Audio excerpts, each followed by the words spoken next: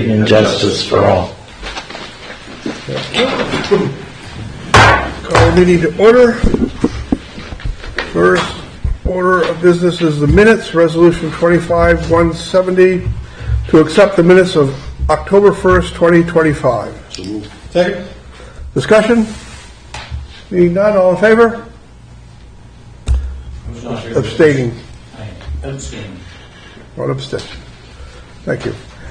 And right now, next is public comment. To allow members of the public to comment or reserve time to speak on an upcoming agenda item. Is there anybody who wishes to comment or reserve time? Speak now or forever hold their peace. Seeing none. Was this gentleman going to have something? Well, he's on the first workshop. Okay, he's on the workshop. All right, very good. Yes, our man from Lockwood. Thank you. Workshop. Moose River, Jackman Fire, TIF, Community Benefit Request. All right, I'm going to have Chief Jarvis inch a little bit closer. In your packets, you should have at least a couple of pages of the application that Jackman Moose River put in. You've probably got the letter from Chief Jarvis, a map that shows the unorganized territories that they serve, and his request. And I'm going to let him take it from there and talk about their need to upgrade some of their fire trucks. Did you get the email I sent to you this morning I did not. with the additional information? I did not. Well, if you have it, I can make copies for that. Yeah, it would be good if they had it. Yeah. Did you include me on that? Did somebody say something? Yes. Did you include me on that? I didn't, Dave, sorry. Okay. Because I was thinking I didn't receive anything either, so just in case I'd ask. Let me find the right pile here. Hang on. No, that's right. Sorry. That is one of the items? Okay. Yes.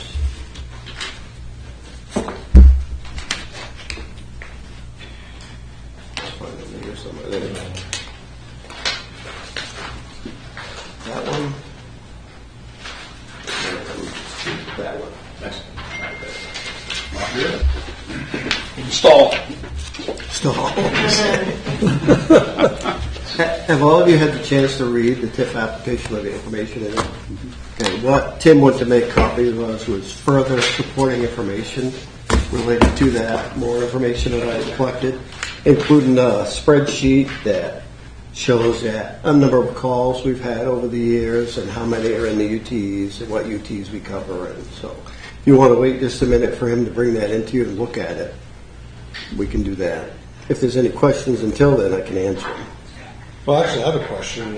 Not too long ago, we heard from another person here stating that one justification for the UT tax rates being substantially lower than tax rates in regular municipalities was an absence of fire protection and emergency services. But the map I see here seems to suggest that the ambulance service in Jackman goes all over the place. If there are roads that get you there, I assume. Is that the way it works? And sometimes we have to go by trail, yes. One way or another, we get there. Yeah. I don't think the expense for the municipalities costing more than unorganized territories is fire prevention. It's school. Because I can tell you for the towns of Jackman and Moose River, the vast majority of the taxes are for the school. Yeah. Whereas Dennistown and the UTs are just paying tuition for what few students they have going there. And therefore, it's a significantly lower cost. Yeah. So, but this I don't know, this thing which I think you submitted. Yeah. So is that a hard line, that red line, or is that if there was a fire in Soldier Town that you could get to, would you get to that as well, or is that sort of a cutoff? Those are the townships that we cover by the Fire Protection District Agreement that we have. Mm-hmm. Originally, that was written by me in 1995 and signed, and it went into effect January 1st, 1996. So we're nearing the end of the 30th year of that. Prior to that, it was kind of an informal agreement that that's where we covered. There was no written agreement. But the UTs never paid any portion of the fire protection, even though we provided it. So once we had the formal agreement in place, then the UTs started paying it. So formula based on building valuations. And each year I send the information to Dave Spencer after it's all calculated. So. And is that figured into our budget? Yes, yeah. I asked Bill for his input on the budget, and the Jackman Town Office gives me the numbers for the transfer station, the paramedical program up there. Bill generally gives me the ambulance one, and he gives me the fire department numbers. We have formulas in place, so they don't really change year to year, just what his budget is and its percentages of his budget that we cover.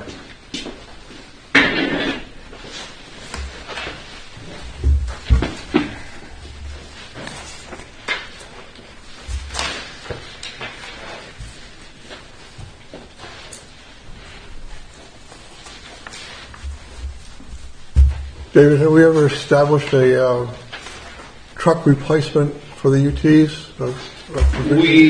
We don't. What we do is we pay a percentage of the budget.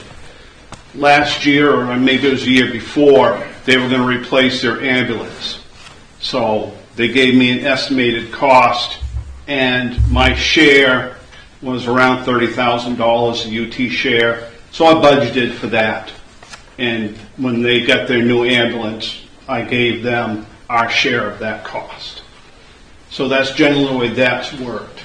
In this case, with the fire department, because of the cost of fire engines, we have not budgeted anything for equipment. So that would be best to take it out of some TIF funds and some of the community benefit funds, since Jackman is a town, not a UT. Obviously, from that map, they serve a lot of UTs. Right. So that's how the UT and the regular TIF can be involved. But yeah, I mean, when an amount is come up with, or a strategy is come up with between the commissioners and Bill and the fire department, we'll just see where things go and how much money needs to come from where. That's to be arranged. Yes, because someday we won't have a TIF. Huh? Someday we might not have a TIF. True. Very true. Those do have end dates. Yeah, the TIF is good for about another 11 years, I believe. And then we have a new TIF coming in. Yeah, we have another one that's kind of geared mostly towards capital projects of roads and bridges. Yeah. That's kind of what the thought was. But that can certainly be repurposed when the wind power TIF runs out. Yeah. Can I ask a question? Yeah, of course. Is this the first time that the county would be subsidizing the purchase of fire equipment in Jackman? Is No. that something traditional? Or? All other purchases of equipment and trucks since the fire protection district agreement has been signed has gone to the operating budget, and the UT always pays their share of that. That's what Dave was talking about with the ambulance. Same thing, yes. It went through the budget. But I think we just heard that that's not in play for this replacement of fire engines. Is that right? It could be. But in the existing budget, we haven't. Yeah, no, not in the existing budget, but I'm doing the FY27 budget now, which starts July 1st of next year. Mm-hmm. So we haven't put anything in for Jackman Fire yet. So we could increase the line towards replacing the fire engine, but it would be a huge increase in that line. Yeah. I mean, we're talking, 10, 15 times what it is right now. So if we can use TIF funds, or at least some TIF funds, that would be better. I think for the UT budget overall, it'd be better to use TIF funds for something like this. About 15 years ago, when the two towns started putting aside money in a reserve fund to replace fire trucks, I had asked the county at the time about it for the unorganized territories, and I was told it wasn't possible to do it because of the way the money comes through from the state. And I was told at that time, you just have to, each year, whatever's budgeted, there won't be a reserve fund, you'll just have to raise it. That's all. Now, whether or not that information was totally accurate, I don't know. But I know in the information I've sent to Dave in the past, in fact, the letter I sent this past winter for the 2025 was I basically wrote in there, I think you said before you couldn't, or somebody from the county said that a reserve fund couldn't be set up, but if you could, it would be a good option, because we knew at that point in time, at some point within the next couple of years, we were going to have to start changing trucks because of the age of them. Unfortunately, in September, we started having serious issues to the point that one of the 2 trucks that needs to be replaced is now out of service and won't be going back in service, and the other one's just about ready to come out of service. And it will leave us with one. What's the reason for the first one being out of service? The 1991, it was in that information I just provided that Tim brought to you. We went to a fire in Dennistown, a forest fire in Dennistown, and we had some brake issues. We brought it back to change 2 of the air cans, and the crew underneath it started looking and said, due to rust and corrosion, the truck's 35 years old, that the whole issue with the brakes, the rear end, everything was all going to have to be addressed, and it was going to cost up to $10,000. 10 days later, we went mutual aid to Rockwood for a fire. While we were there, we had serious pump issues, and the pump will cost almost $20,000 to repair. So it's almost $30,000 into a truck that they value because of its condition is probably worth less than $15,000. So we're not going to replace it. In the meantime, in September, our lead engine, we've noticed, which is a 1997, has some severe issues also. It actually got taken out of service one day, and we were able to make emergency repairs, but it needs to be replaced right off also. So Dave, am I hearing 2 different things? Can we as a county have a budget that contributes annually to a equipment replacement? I do not believe we could do that annually. We can do that with Rockwood, because Rockwood is a UT. We do have capital lines for Rockwood, both structure and equipment. I don't know. I'd have to check on this, and find out. We've never done it for anything involved with a town. We generally just pay a percentage of the operating costs for the services we get. And Jackman, like I said, with the ambulance, that was part of money we raised through normal budget. But again, it was percentage, and for us it was about $30,000. That's a lot different than the amount they're looking at to replace fire engines. So even at our percentage, if we did our percentage, we pay, I think, around $22,000, $23,000 a year. So that's our percentage of the operating budget. To look at the cost of the fire engine wouldn't be such an increase that it would almost certainly put us over the tax limitation cap on the UT budget. So hence we have TIF to fall back on. And we have significant funds there, whether we chose to do the entire amount that Bill's asking for, or a percentage or a lower amount of that. And we could even stagger it from 1 year for, spread it out over 2 years, depending on, what they're looking at for equipment that's available that will fit their needs. So, we have ways of funding. It's just how do we want to handle it and go from there. Well, I guess the question that I would have in that respect is that if we had no TIF, how would we handle it?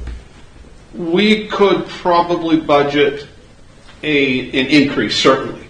I don't know what Jackman Fire has on hand for their replacement fund. I think, Bill, you said your total was $750,000, and you're asking for $500,000. Right. The 2 towns, once the annual contribution is made this year, will have $425,000 set aside. We're looking at $700,000 in the short term to replace those 2 trucks. The third one is actually the oldest truck, which we'll have to replace in the next few years. So we're talking from now to the next few years spending $1 million on used fire trucks, not new. Yeah. The new ones are just outrageous in price. Some of those are over $1 million. So what do you, I see one of these is a 2011. They're both 2011. The used ones ones, you're looking at. yes. There are a lot of 2011s out there because bigger departments, a lot of them are on a 15-year replacement basis. That's why there are 2011s there. So they're already almost 15 years. But a lot of them, we're actually sending a firefighter out to Minnesota tomorrow to look at one of those, and then he's driving down to Missouri to look at the other one. Because from the information we've been able to obtain so far in the photos, these two trucks are in great shape and will last us 20 to 25 years. That's what I was going to ask you. What do you think? I just want you to caution you on something. NFPA standards now say a frontline truck can be no older than 25 years old. They have not started enforcing that yet. When they do, there are going to be a lot of small departments who are going to be in trouble. What are they going to do? They're going to enforce a standard that a frontline truck cannot be older than 25 years old. That's age discrimination. We were too aware of that. Our newest truck is 28 years old. Yeah. You just have to call all your trucks second line trucks then. Well, one of them has to go out first. Just back it out. Well, I'm familiar with the cost of very expensive and complicated equipment, wood stuff and so on and so forth. But I'm a little curious about why fire engines cost so much. Is it just somebody's got a stranglehold on the market, or? I think it's partly that, and partly because those bigger cities and stuff will pay that price. Mm-hmm. The prices went up dramatically in the last 5 to 10 years. I mean, just accelerated through the roof. That I just saw where one department in southern New England, in order to save on the cost of a truck, is buying two of the same thing. Instead of paying $2.7 million each, they're paying $2.2 million for each truck. Think about that. $2.2 million for a fire truck, and they're getting $500,000 off because they're buying two. It's absurd. We'll I buy was just kind of thinking, we'll buy a bunch of buckets. That's what we're coming down to. So. these aren't hook and ladders or anything either. They're just tanker. Well, those big ones like that over two are called quints because they're ladder, pumper, everything. They do 5 different functions. Extremely expensive. And just think, one accident could take them off the road. What does the grant landscape look like? The grant, there's the Assistant to Firefighters Grant, which has been around since the George W. Bush time, started just before him. But there's limited funding in there for trucks, and it hasn't kept up. And we've applied multiple times, and we get the same response back from them, the canned letter, that you don't have sufficient population and a sufficient number of calls to be awarded the limited funds. But it's very discouraging when they post a photo of these folks all in beautiful uniforms standing in front of a beautiful station with beautiful trucks holding this big check for $1.3 million so they can replace one of their trucks. Yeah. So I can address that a little bit. I wrote several AFG grants in Madison. We did the same thing. Even a town of Madison that has a call volume of 300 to 400 calls a year doesn't generate enough call volume to hit the criteria for the federal grants. Because to the federal government, rural is a community that has 50,000 people or less. And so Maine does not hit that for anybody but Bangor or Portland. So my question back to what you had mentioned about what if there is not a tip, what would we be doing? So in your budgets for Moose River and Jackman, do you have in your budgets a set aside every year, or is that a separate capital item that people vote on? That is not in the operating budget. That's under the reserve fund. So here's where you I can see where the state would say, we're not going to fund out of the UT money that goes directly to the municipality because that's not fair to the rest of the UT taxpayers.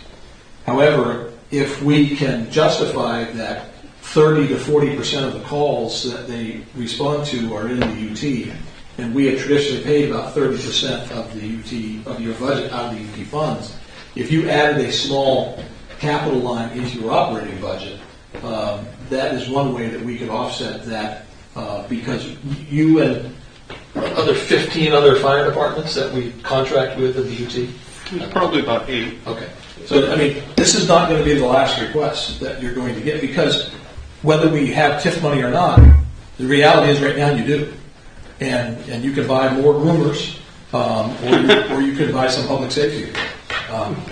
And so I think that would be my recommendation, is that if the county were to help at this point, in the future, your budgets would include a small set aside every year, so over the next 15 years you'd have money if there's not TIF money available. And can we do that? We could just figure out 30% of whatever we set aside every year for the Jackman, so we for pay Jackman, for the UT area serviced by Jackman. Correct. We can set aside money for capital. Well, no, we would just pay their 30% of their operating budget.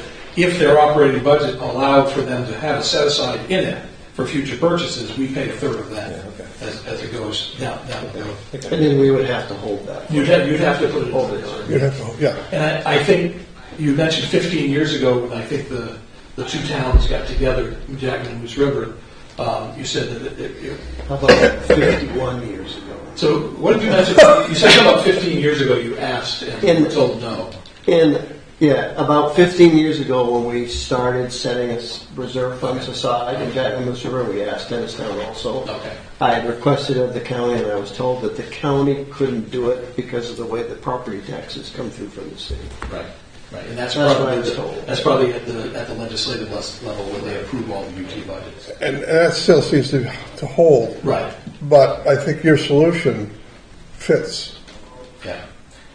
The what's your turnaround time if you magically have the money and you could pull the trigger? How soon would those trucks be here? We would have them here within a couple of weeks because they're available right now. And they're holding them for us to look at. Okay. That's why we're flying a firefighter out there tomorrow Yeah. to look at things. We may have got our wires crossed, but in one of our emails I asked if you looked at Deep South, and I was referring to the company called Deep South. Oh, no. I wasn't talking about going to Missouri or Mississippi. But Madison bought their last 3,000-gallon tanker pumper from Deep South. Before COVID, Deep South bought thousands of chassis. And so they basically just take used parts and rebuild these fire trucks. And we paid $350,000 for basically a remanned tanker pumper. So I didn't know if you had looked into those options. There's a couple of, let me just back up a little bit. As of last September, we were down to 11 firefighters. Since then, we've added 8. 3 of those folks came from other areas, 2 from New Jersey. Fire departments had over 1,000 calls a year. Full-timers and stuff. These guys know all about trucks and everything. They know every site to find trucks, including that one, Deep South, Carco Fire, all of them. And they've been the ones all on top of this. So we're fortunate we were able to get them here. 1, because we needed them desperately, and 2, their knowledge of trucks and stuff. So it's one of them that's going out there to look. That's good to hear. Thank you. What happens if you only could get 1 truck instead of 2 right now? If we can only get 1, that's all we can get, but we need 2. We'll end up getting the second as soon as we can. The issue is our third one, which is still seems to be okay, is actually the oldest truck, which is an 89. So we believe at some point we're going to have issues with that. The reason that truck is in the best shape is it spent the first 20 years of its life in Kansas. Pretty flat there. Flat and no corrosion type of things put on the road. So on a typical call in the UT, how many trucks go out? All of them? If it is a fire call, all of them. If we're going to Rockwood, which they have us an automatic mutual aid, we start with the biggest truck tank-wise. It's the one we just had to take out of service. Start with that. If they need more, we'll send more. But they have obviously no hydrants or anything. They have a limited water carrying capacity. So when they call for us, they're asking for firefighters to fight the fire and something to transport water. And that's what we start with. And we actually, because it's a small cab, we start with that truck with a couple folks in it and then start sending other vehicles with additional personnel. We're looking at trucks now with the bigger cabs to transport people as well. So we don't have to try to get other vehicles going if we don't need them. We just can get the people there. So that's one of the things about the UTs we cover. We have an agreement to cover certain ones, but we're on automatic mutual aid with Rockwood for everything they cover. And West Forks has us on mutual aid for everything they cover. So our department, we probably cover more UTs than any other department. And Tim, every year we get from our TIF for the next 11 years, how much money? So the wind power TIF pays about $350,000 a year. TIF's higher than that. It- Community benefits. Community benefits around $350 a year. Yeah, but TIF is around $450. Around $450.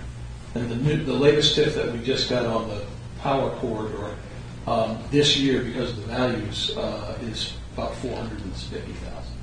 And how much do we have in the bank right now for TIF funds? I dug this out of the trash. This is at the end of August, so it's a couple of months old.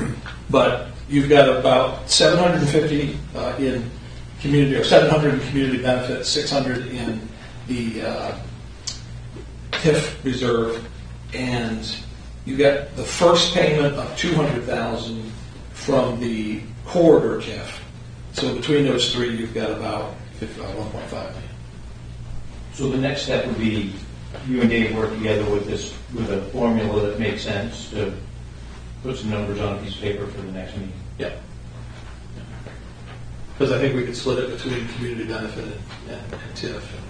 We have the right ratio that works for the state because of UTs. Sounds like a good plan. Whatever you're able to provide is going to be greatly appreciated. Because obviously we're up against a wall right now. Time-wise, I know you're sending people out, you're looking at, they're holding it for you. The commissioners won't meet until November 5th, which is 3 weeks from today.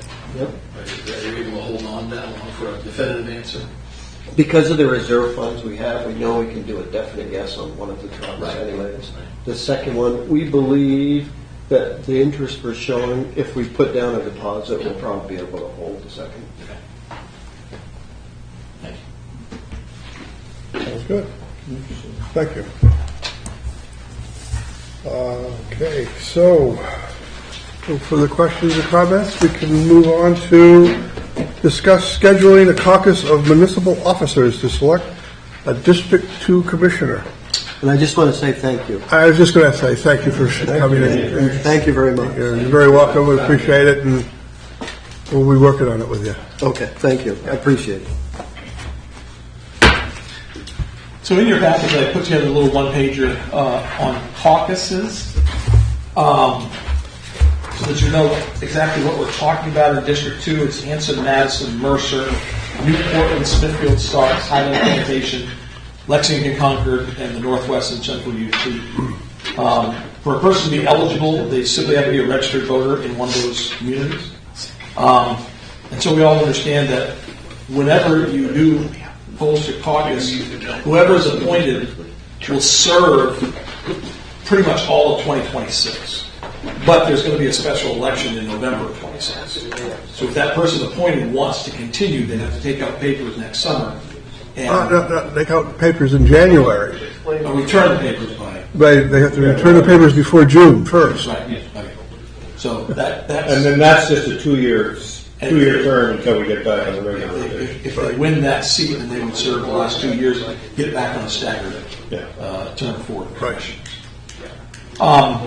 So looking at the nature of caucuses, there's really not a whole lot of guidance out there. There's no minimum for a quorum. The meeting would start when a chair is nominated to moderate that meeting, elected. And then after the chair is elected, the caucus can decide its own parliamentary procedures. So I just threw out some ideas, and I know that some have been shared by the commissioners through email. It seems that we did this when we did the Register of Deeds caucus 2 years ago.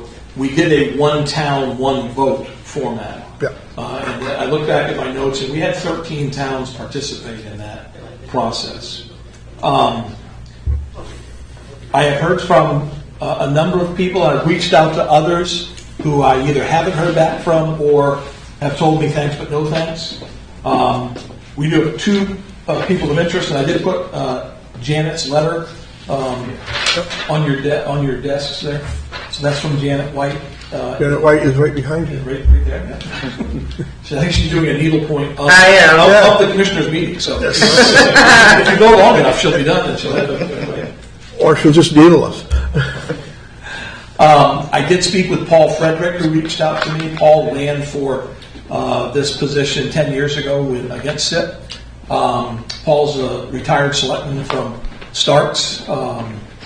I did hear from a couple other selectmen, or previous past selectmen, and they did not express interest. But I would suspect that as you hold your caucus, one of the rules could be that anybody there at that meeting could present themselves as a candidate. There's really no rules on deadlines. You would have to call for at least some point during that meeting. You'd have to call for the end of nomination so that the voting would begin. And I guess the voting is up to the caucus to decide whether they just want to do a show of hands, or do you let, if there are multiple select people from the towns, do you let them caucus and decide, okay, we are in favor of this person, and then they present that vote. So if you have multiple people that are being nominated, it does add to the complexity a little bit of the vote.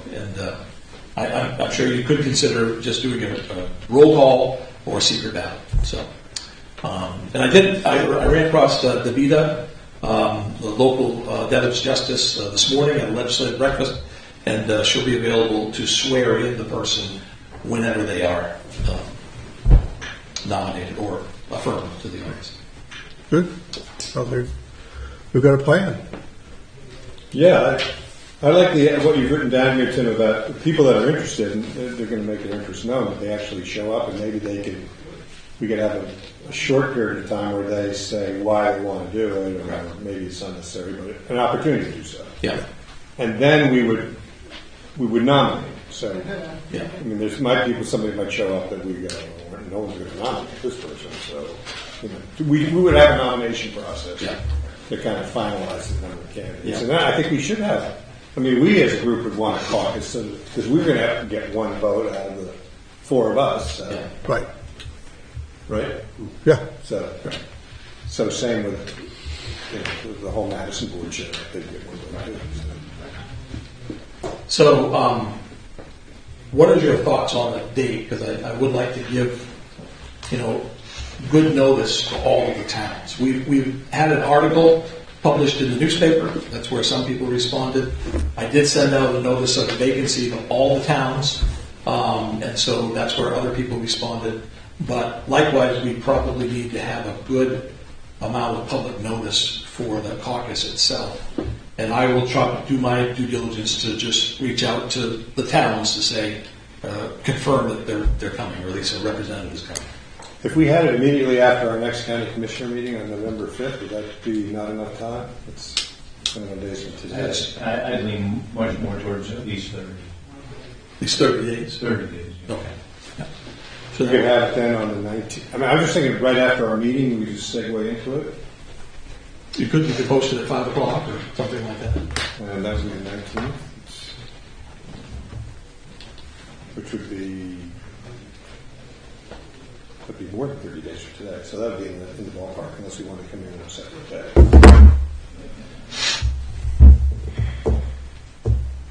That would be good if I get the notice out Monday at the latest, and that would be Thursday. So the 19th. Yeah.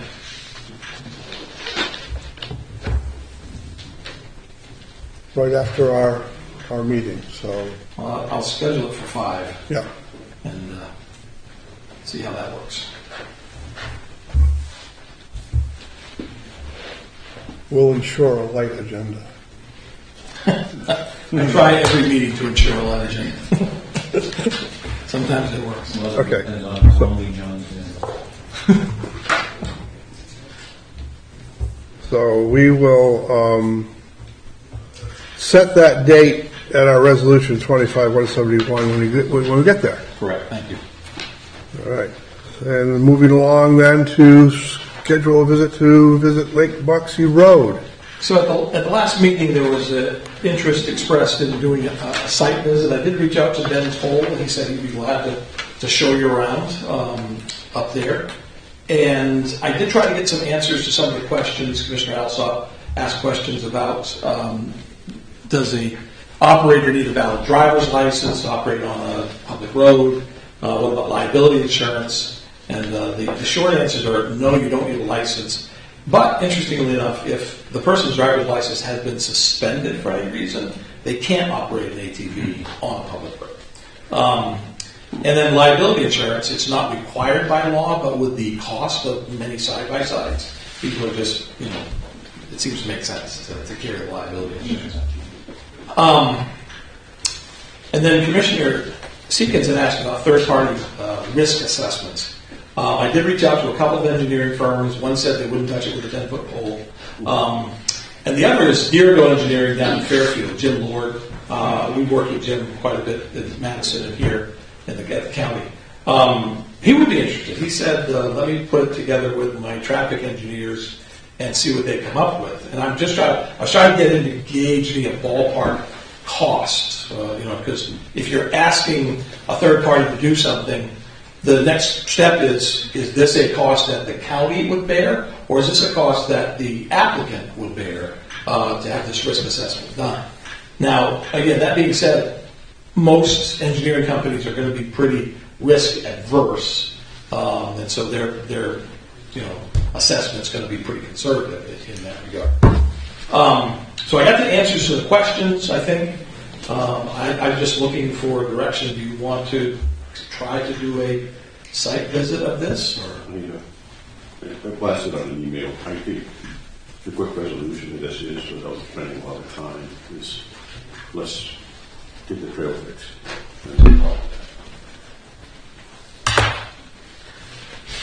From talking with Ben Toll, and I don't want to put words in his mouth, I think it's not that the trail can be fixed to satisfy the wants and needs of the users.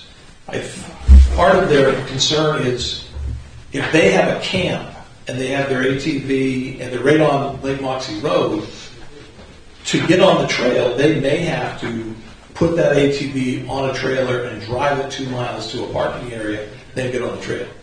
They'd rather just get on the road and drive to the trail or drive to their destination. So I most have to do mostly ATV access to anything. Understood. So this is a convenience question. But I just anticipate that if the commissioners say we'll just fix the trail, that's almost not. They're not asking for that. Almost. Maybe they would. What was that? Was that one of the reasons why this situation came? They couldn't. If I remember it, they couldn't go fast enough down the trail to get to where they were going. They want to go on the road, so they go faster. I believe that's almost exactly one of the exactly right. Yeah, and that's a problem. I see that as a problem. My overall impression of the situation is that there's a growing population of ATVs, there's a reduced population of snowmobiles, and the sophistication of these ATVs they're really not ATVs anymore. They're four-wheel drive vehicles. Right. And as I was telling some of my co-commissioners, I was riding my bicycle on local roads in the Solon area, and they're just coming down. There's no enforcement, and it's very difficult to enforce it. It seems to me the coming thing is that ATVs just use public ways because they want to. They're convenient, and they're more fun than driving on some bumpy, rock-strewn, muddy road in the woods. So I think we're going to see a lot of this, and most people, It used to be the day that was the fun, is to take those. I think it's so the culture's changed a little bit. But anyway, having said that, I've already seen the road, so I agree with Scott. Personally, I don't need to go up there again. I think it's generally a good idea, though, if we're going to have a lot of these requests, to know what we're talking about when we say either yes or no. to these requests. So I think maybe another time would be a good idea. And I support the idea of fixing up the trail, and that should be sufficient. And if it's not, then I suggest they strike it back up down the road. Get where we're going. So I'll be in touch with Ben Toll. I haven't heard from him. He is a recipient of the Spirit of America Award tonight, so he may be here for that event, but I'm not sure. I haven't heard certainly on that. But I'll be back in touch with him because I did ask him to fill out an application, which I have not received yet. So technically, there's really no action needed by the commissioners at this point. All right, so we're all set to continue on our agenda. So, no public hearings, new agenda items, commissioners only? No? And administrator report. So you see my report that was submitted in your packets, a lot of trainings, some budget work, and trying to figure out what caucuses are and that sort of stuff. But I did want to take this opportunity just to talk a little bit about the notice that we received from Superior Court and Justice Stokes in regards to the Palmyra abatement. And again, what the Superior Court was reviewing was between the Dean Cray and the town of Palmyra. There wasn't necessarily a dog in the fight that Somerset County had. So I printed it out, and it's a separate to your packet.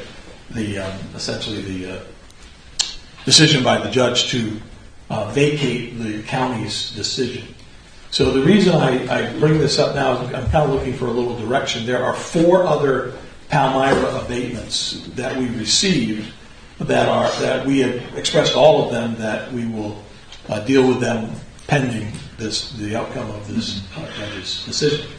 So what the judge didn't do is he didn't send the decision of the commissioners back to the county for us to revise, which is what happened in the Ironbound Pond one that was appealed by the State Maine Revenue Services, and the judge sent it back to the county, and we had Peter Marchese rewrite it, and that seemed to satisfy. That's not what's happened with this one. What happened is, essentially, if I'm reading it correctly, the judge agreed with the town of Palmyra and their assessor that the county did not base their decision solely on the evidence provided by the taxpayer. The burden of proof is on the taxpayer. And so since the county did not do that, they deemed it illegitimate. So I think I know what I should do for the other 4 abatements, but I'll certainly hear from the commissioners. Well, it seems to me what the other 4 abatements get to do is decide for themselves what they want to do. Yeah. We can't tell them what to do. And I've read the decision. I found it a little peculiar. It seems to me it sort of brought home the notion that I hear constantly, which is that it's very hard to succeed in any kind of tax abatement because, well, in this particular case, first of all, we had the plaintiff, so to speak, was pro se and fairly unsophisticated presentation of his claim, but I think for all of us it was pretty clear, which he thought it was a 6-fold increase in his taxes when there was none on the other side of the lake was unjust and manifestly wrong, et cetera, et cetera, et cetera. And I think we, just looking back on it, I think we all agree with that, and then we have him having met his burden to come forward and show that the presumption of validity was sort of overcome, and we discussed it further and analyzed it further and came out with our decision. So, and then this particular judge said in this decision that we failed to kind of make note of that, where I think what we did was sort of very clear from the action that we took. So if there was one of these people that said, well, I don't care what happened on that one, I want to have at it, he would be well advised to make a more sophisticated presentation of the claim, because the judge did not go into the merits. He did not say, I find that this fivefold increase in shoreline per foot or whatever it was reasonable. He didn't say that. He just said that we had somehow failed to make a finding that the plaintiff had met his burden. So it's up to them. I mean, they should. I'm just throwing it. I mean, they should talk to a lawyer or someone that knows more about this than me and decide whether it's worth going forward. And also, I mean, we didn't set the world on fire with our decision either. I mean, it resulted in a several $100 tax abatement, which these days, and if you look at your tax bill, isn't that much. So I don't know whether it's going to be worthwhile for someone to go forward. But that's not up to us. We can just sit here and wait. It's not our call to tell them to go away or come forward or whatever. It's up to them. I know. Well, I'd like to parse this so that at the next abatement that we'd have to preside over, that we'd have better guidance and better road to ride on. That would be my concern there, so we could check the boxes and make sure that everything that we do at our end is correct, which obviously Judge Stokes did not think that we did, was correct. So on page 5 of the judge's decision, he copies and pastes the law court. In an abatement proceeding, the board, which is the commissioners, must undertake its responsibilities in two parts. The board begins its review with the presumption that the assessor's validation is valid. The taxpayer has the burden of overcoming that presumption. If the taxpayer presents sufficient evidence to meet his or her burden, and the board is convinced that the assessed value was manifestly wrong, then the board has the responsibility to undertake its own determination of just value and to grant such reasonable abatement as the board thinks proper. So I read this back 2 Aprils ago when the commissioners were going through this, and what I saw here, my interpretation was the board has the responsibility to undertake its own determination, which is what I thought you did. Yeah, I read that. What you just read, we did that. Right. And so, but to the judge's point, we went too far by doing our own determination, and it was not based on what Dean Craig brought to the commissioners. What I think he said was, I find that.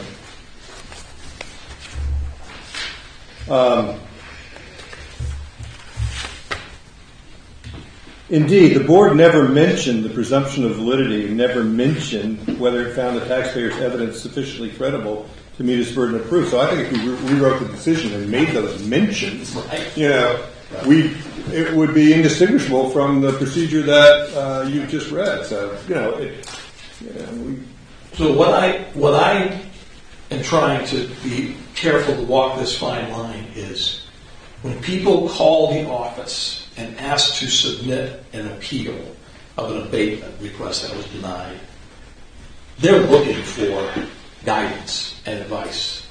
And I have to be very careful not to give them any guidance or advice, or even say, you may want to contact your own lawyer. I think you can say that.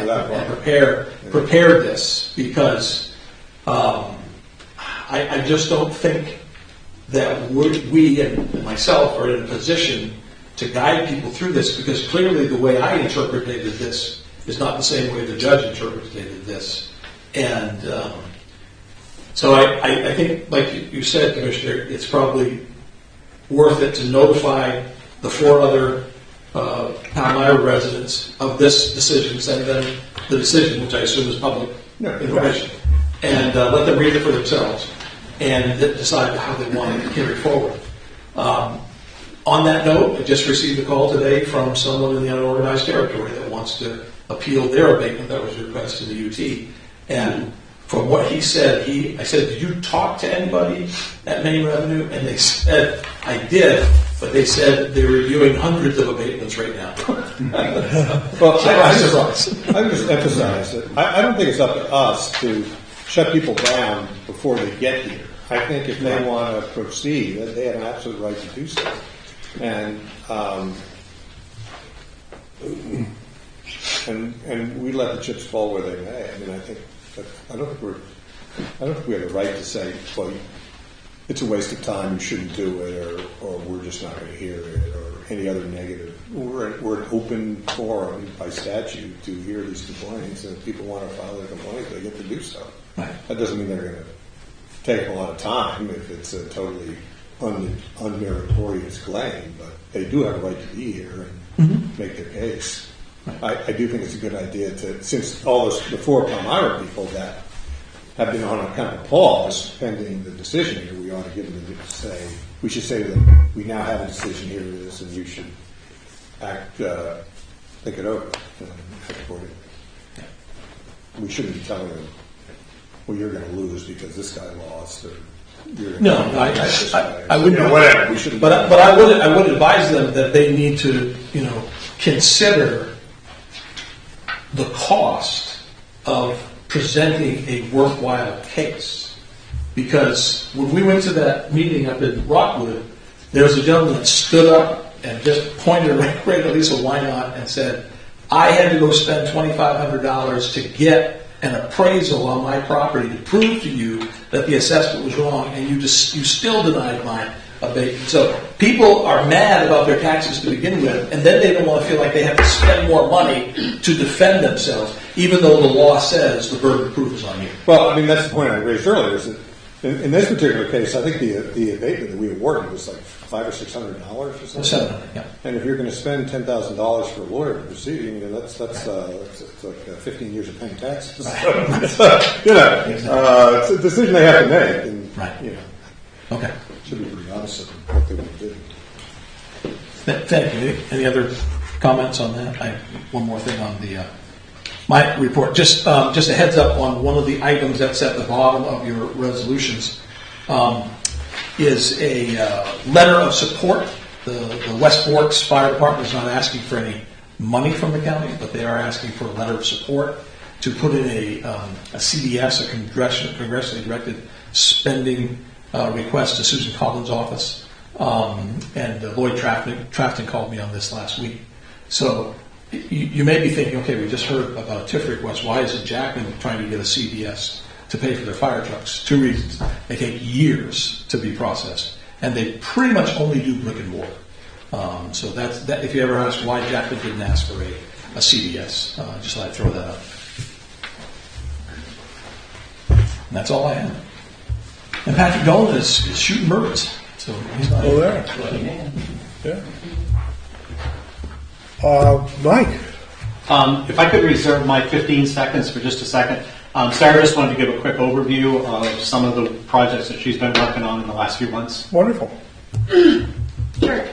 I think I've met most of you at a handful of meetings at this point. I've been the Deputy Director of Somerset County DMA for about 10 months now.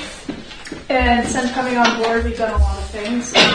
The first is implementing iPause. So we now have the capability to send out wireless emergency alerting to anywhere in our county, so that when people drive into this geographic area, they get warnings. So that could be an active shooter incident, hazmat spill, a dam breach, or even a boil water order. So that's really cool, and it's a great capability to have. So the towns or our fire chief would just reach out to us and then tell us exactly what they want the message to say, send it out. So we're really proud to have that capability to offer to the citizens and our partners. We've also worked very hard to enhance our sheltering capabilities. So that includes working with towns to come up with sheltering plans, pre-staging equipment. When a storm's happening or floods and you can't get where you need to be, you already have your equipment, you're ready to go. We started a community animal response team. So the function of that team would be to show up to emergency shelters so that people can bring their pets and they manage the pet piece. while that may not seem significant, it also protects life property because people are not going to leave their homes unless they can bring their animals. So not only does that protect the citizens, but it also protects the first responders who have to go in and save those people. So that's still in its infancy stages, but we're working with other counties to kind of standardize documents and have a bigger pool of resources and volunteers. So I'm very excited about where that's going. We've started quarterly resiliency meetings. So our first was about emergency alerting and public messaging. We had a decent turnout for that. The next was sheltering, what towns can do. We had somebody from MEMA come, and then our last meeting, which Janet was at, we talked about the changing landscape of the federal government and how it affects local emergency management from the county down to the town level. Some really good conversations came from that meeting, and we got a lot of new ideas out of that. So I just wanted to share these accomplishments with you guys to show, the direction our department's going, and I'm very excited about the work that we've done and we're going to continue to do. So thanks for listening. Great, thank you. So if I can have my 15 seconds? Seconds, thinking.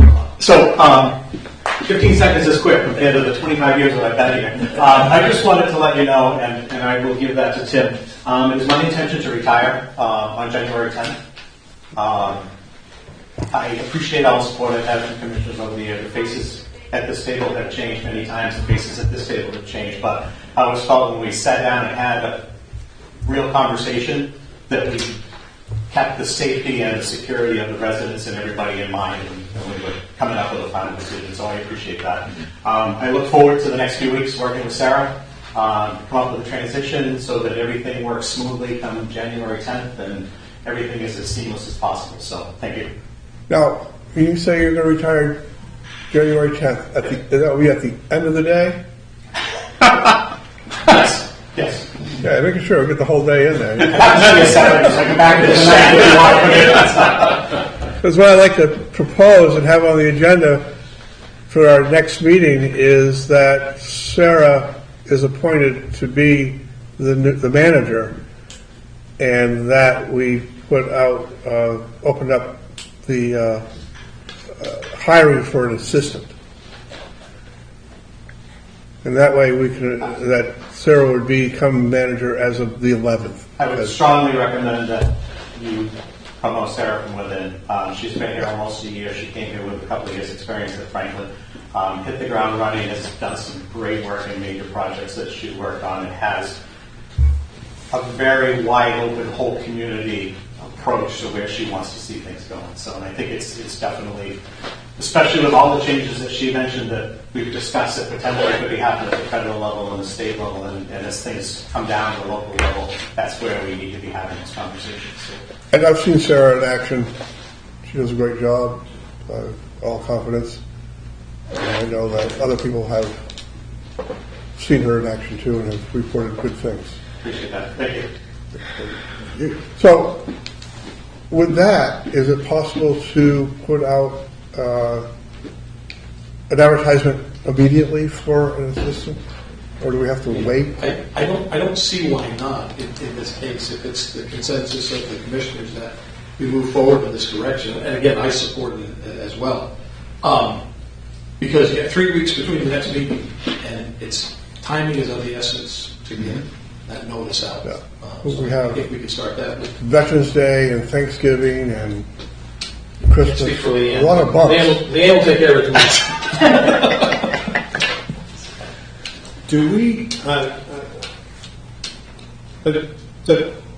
filling my slot is just, we can go to Sarah just willy-nilly, we don't have to. You have the ultimate approval, Yeah. but usually that comes on the department head's recommendation, my recommendation. So we don't have some sort of policy that says we have to No. put it out there. Okay. No, but we have past actions that follow the same. Yeah. Okay. Just making sure. You have to ask to replace the assistant. Right. That's the one you need to replace. Right. Yeah. Yeah. And that's kind of the whole idea of building up continuity from within. Right. Okay. So, Mike and Sarah, you're all set? I am all set, thank Okay, thank you. David? Working on a few things. Of course, the budget coming up. You'll see the preliminary budget at the first meeting in November. Had a discussion with Chip, and normally we would send it in October, but I got my letters of questions and budget questions to the towns we're involved with. And he said getting it on the first week of November will be absolutely fine. So we'll approve it the first meeting. You'll approve it, hopefully. Maybe. We'll see. The first meeting in November. How many fire trucks are in there? Yeah. Well, we'll see. I guess we're going to discuss that. But that's that. Tomorrow we have a meeting here with Peter Coughlin from Maine DOT Local Roads. We're going to go over all the county roads, double check on mileage. I've got maps and lists printed out for that, so that should go fine.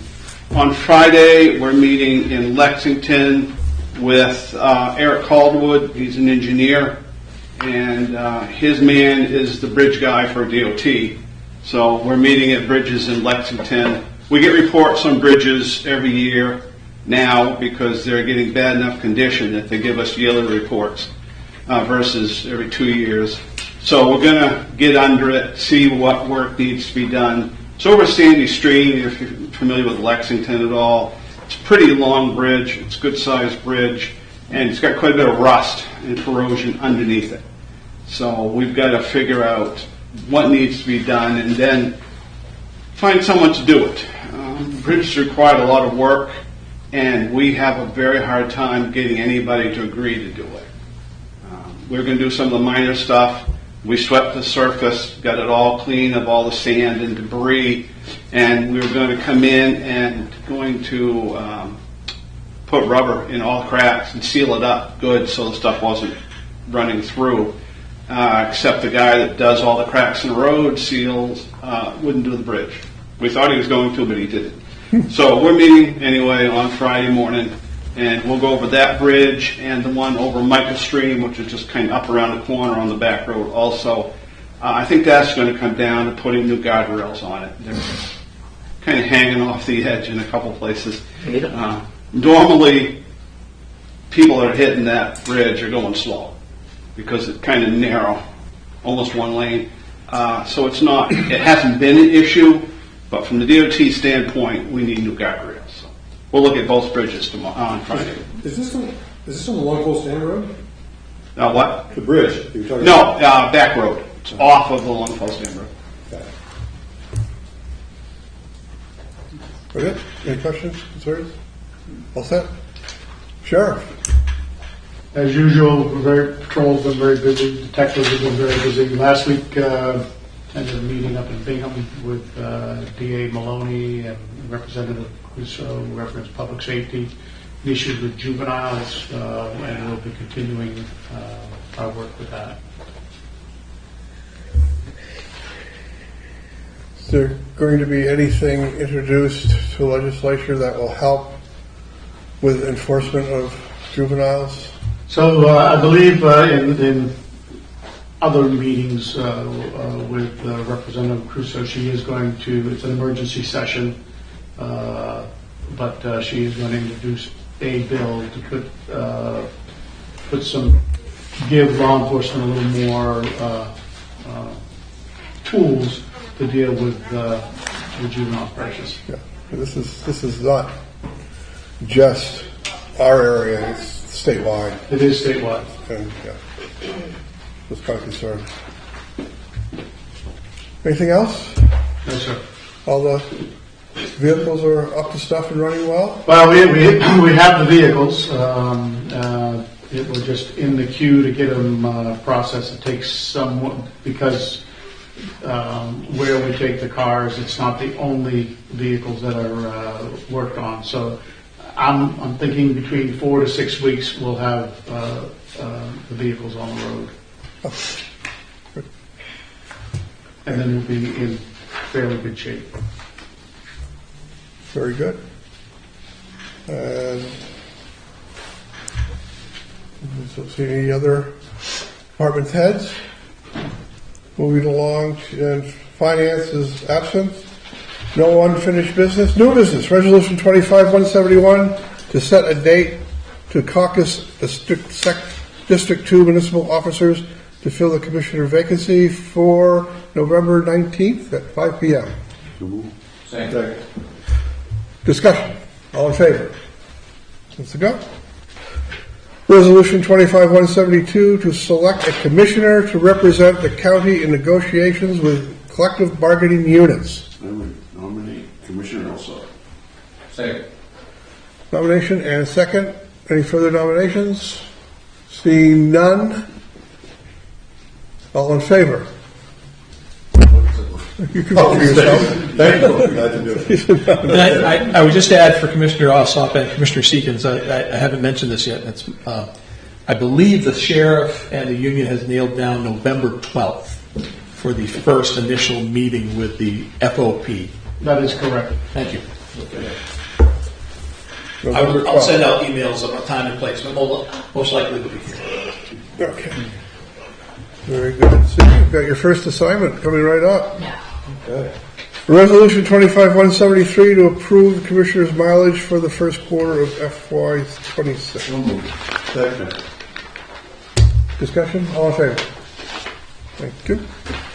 Resolution 25-174, to pay the following awards from community benefit funds for completion of matching grant projects. Somerset Wood trustees, window replacement, $15,000.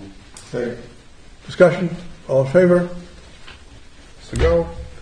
Resolution 25-175, to approve the hiring of Nicholas Bornstein as a corrections officer for the Somerset County Jail. Second. Moved to second. Discussion? All in favor? Resolution 25-176, to approve the commission of Sergeant Lori Ramsey as Somerset County Judicial Marshal. Second. Move. Second. Second, whatever that was. Then moved to second. Discussion? All in favor? Let's go. And no capital reserves, unorganized territory. Resolution 25-177, to approve the plowing contract for county roads in Rockwood.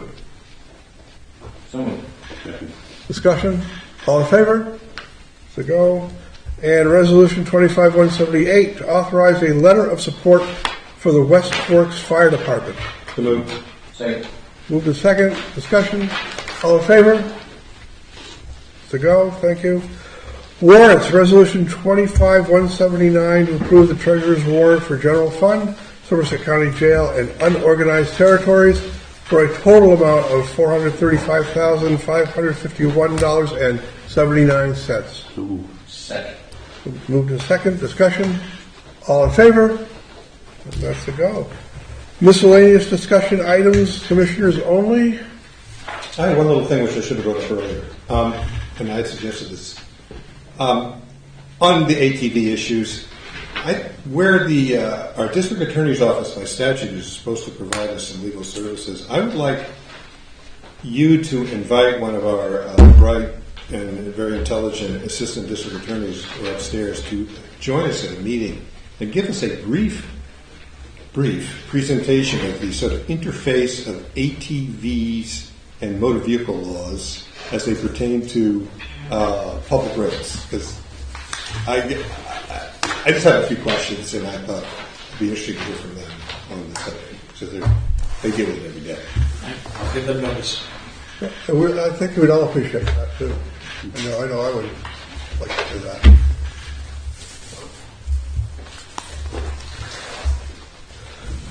No one else? We're all set? So at this point, we will recess to execute documents.